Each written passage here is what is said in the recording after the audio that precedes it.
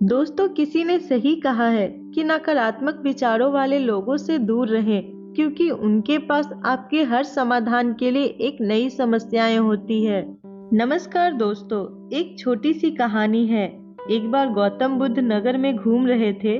तभी बुद्ध ने सुना कि उस नगर में रहने वाले कुछ लोग बुद्ध को बुरा भला कह रहे हैं और उन्हें बद्दुआएं दे रहे हैं।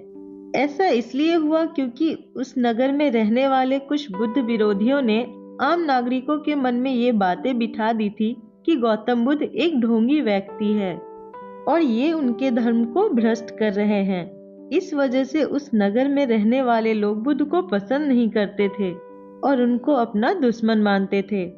गौतम बुद्ध ने जब नगरवासियों के इन उलाहनों को सुना तो वह एक कोने में शांति से जाकर खड़े हो गए और उनकी बातों को आराम से सुनते रहे। इस दौरान बुद्ध ने कोई प्रतिक्रिया नहीं दी। कुछ देर बाद जब नगरवासी बुद्ध को बुरा भला कहते हुए थक गए और चुप हो गए, तो गौतम बुद्ध ने उन नगरवासियों से कहा, क्षमा चाहता हूँ, लेकिन अगर आप लोगों की बातें खत्म हो गई है तो मैं जाऊँ यहाँ से। ये सुनकर उनको बुरा भला कहने वाले लोग आश्चर्यचकित हुए।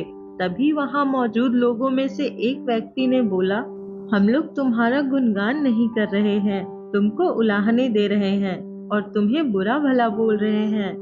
क्या तुम पर इन बातों का कोई असर नहीं हो रहा? उस व्यक्ति का जवाब देते हुए गौतम बुद्ध ने कहा, आप सब चाहे मुझे कितनी भी गालियां दे या कितना भी बुरा कहें, मैं इन्हें खुद पर नहीं लूंगा, क्योंकि मैं जानता हूँ कि मैं कुछ गलत नहीं कर रहा।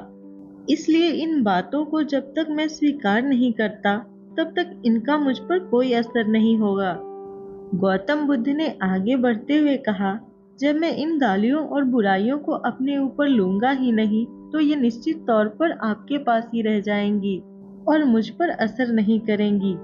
यह कहानी इस बात के लिए प्रेरित करता है कि जब आप गलत नहीं हैं, तो किसी भी गलत और निगेटिव बातों का असर कभी भी खुद पर नहीं लेना चाहिए, क्योंकि इससे आप अपने दुखों की वजह खुद ही बन जाते हैं।